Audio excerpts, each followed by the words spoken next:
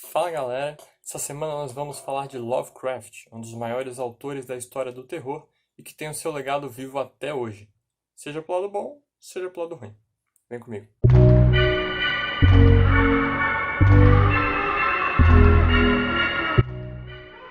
No primeiro vídeo dessa semana nós vamos falar um pouco da vida e do modo de escrita de Lovecraft. Lovecraft nasceu em 1890 em Providence, Rhode Island, onde viveu boa parte da sua vida e onde se passa boa parte de suas histórias. Lovecraft, ele criou um gênero único do terror e que inspirou basicamente tudo que veio depois dele. É difícil você ver alguma coisa, um filme, um livro, uma série de terror que não tenha pitadas Lovecraftianas nele. O que foi esse gênero? Foi o horror cósmico.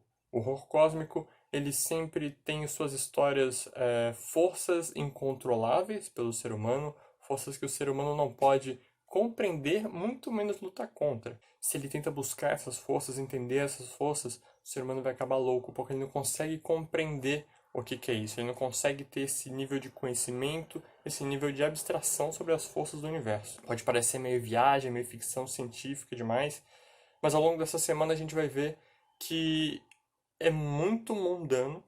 É o terror que ele consegue fazer uma coisa muito pessoal, muito próxima, é bastante crível e até bastante cotidiano. Bom, toda a obra de Lovecraft fala sobre o horror cósmico. É um dos autores que ele tem literalmente toda a sua obra ao redor dessa mística, ao redor desse tema específico. Só que eu tô no meu ano Lovecraftiano. Eu ganhei no Natal passado duas coletâneas de Lovecraft, da Cronos, essas duas. E eu tenho alternado entre minhas leituras. E o que eu tenho percebido é que ele tem dois tipos de escrita bem diferentes. E pesquisando, eu vi que esses dois tipos de escrita, eles têm relação direta com as duas maiores influências dele. Um tipo de escrita dele é o horror puro, o horror simples, o terror. As histórias de terror dele, que sempre falam sobre alienígenas, forças extraplanares, enfim, elas sempre têm uma história muito mais narrativa, uma história mais linear e bem mais fácil de ler. É uma história mais fluida. Então, são os contos que geralmente eu gosto mais, não só pelo tema do terror, que eu gosto muito, mas também porque você consegue acompanhar a história sem muita dificuldade, sem muito esforço. Esse tipo de história foi fortemente influenciado por Edgar Allan Poe, um dos outros grandes mestres do terror, e sempre vem acompanhada também de uma crescente na tensão e de, geralmente, plot twists ou viradas inesperadas ou descobertas inesperadas e às vezes nem tanto inesperada, porque uma coisa que eu gosto muito nesses contos é que às vezes ele deixa claro pra ti o que tá acontecendo. Ele escancara pra ti o que tá acontecendo, mas ainda assim você fica preso naquilo. Você quer descobrir mais e na hora que ele te mostra o que ele quer mostrar, você ainda se surpreende. Então eu acho uma coisa fantástica que eu realmente nunca tinha visto em outro autor fazer dessa forma. Tipo, deixar claro o que vai acontecer sem estragar a história. E ainda assim aumentar o clima de tensão. Fantástico. Boa parte das obras mais famosas dele estão nessa linha narrativa.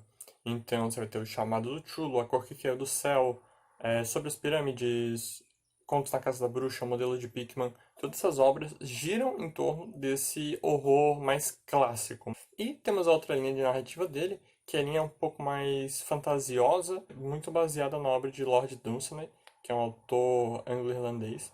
E muito do universo que Lovecraft criou, que são as Dreamlands, que são cidades, reinos fantásticos, fazem mais parte dessa linha narrativa mais fantasiosa, que são mais difíceis de ler, tem um palavreado um pouco mais rebuscado, necessita muito mais da imaginação para compreender os contos. É uma leitura um pouquinho mais pesada, mas tem obras fantásticas também. Nessa linha você vai encontrar O Navio Branco, Chave de Prata, O que a Lua Traz Consigo, A Rua, Ar Frio, histórias mais tensas e densas, e histórias aí que você vai precisar de um pouco da imaginação, mas tem coisa muito boa. No início de Chave de Prata tem um monólogo fantástico.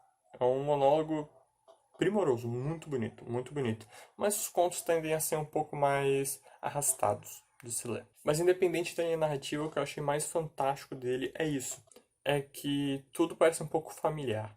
Então você percebe referências em muitas coisas que você vê hoje de terror na obra dele. Algumas referências bem diretas e algumas referências ao estilo de criar a tensão e criar o terror, ou até dentro do próprio terror cósmico.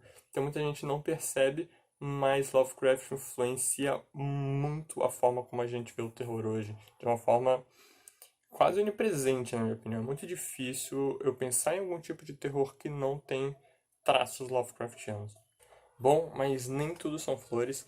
Apesar de ser esse gênio da literatura, Lovecraft vivia num tempo diferente do que vivemos hoje e tinha, bom, seus preconceitos que são bastante explícitos dentro de suas histórias. Então, no próximo vídeo eu vou falar um pouco mais sobre como que lidamos hoje com esse preconceito, como que ele atinge a obra do próprio autor e de que formas que a gente pode ler ou encarar esse conteúdo que está dentro dessa obra no mundo de hoje. Como nós podemos trazer e fazer crítica a essa obra dentro do mundo de hoje.